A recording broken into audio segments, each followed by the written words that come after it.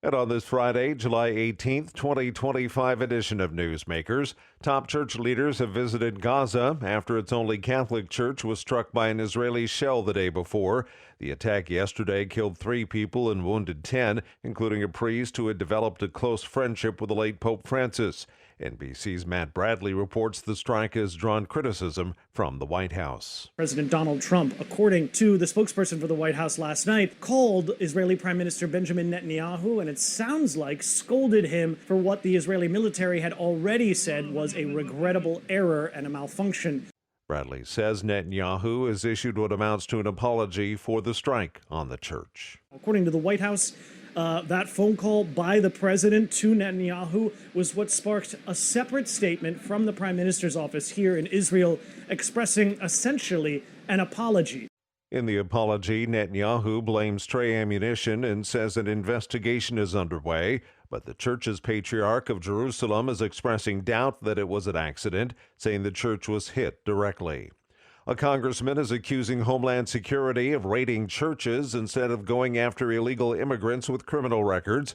California Democrat Lou Correa made his comments amid growing concerns in Congress about Americans being swept up in recent immigration raids. Correa, in particular, expressed concern how this affects children going to church. Do I have to tell children that are American citizens to have their ID and passports with them? Is that what we're coming to?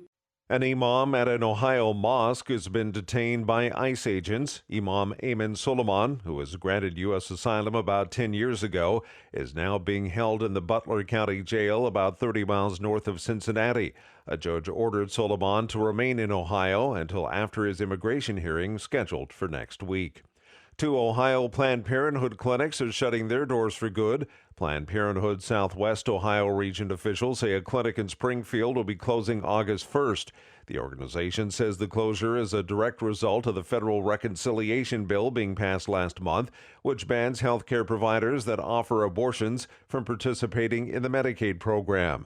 A Planned Parenthood clinic in Hamilton is also closing for similar reasons.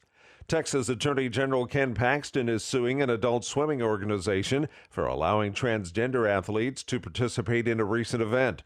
The suit filed yesterday claims the U.S. Masters Swimming violated the state's Deceptive Trade Practices Act by allowing 2 biological men to compete in women's events during a San Antonio competition in April. One of the 2 trans competitors won first place in 5 different women's races during the event. The lawsuit seeks up to $10,000 for each Trade Practice Act violation. And that's Newsmakers for this Friday, July 18th, 2025 edition. I'm Keith Black.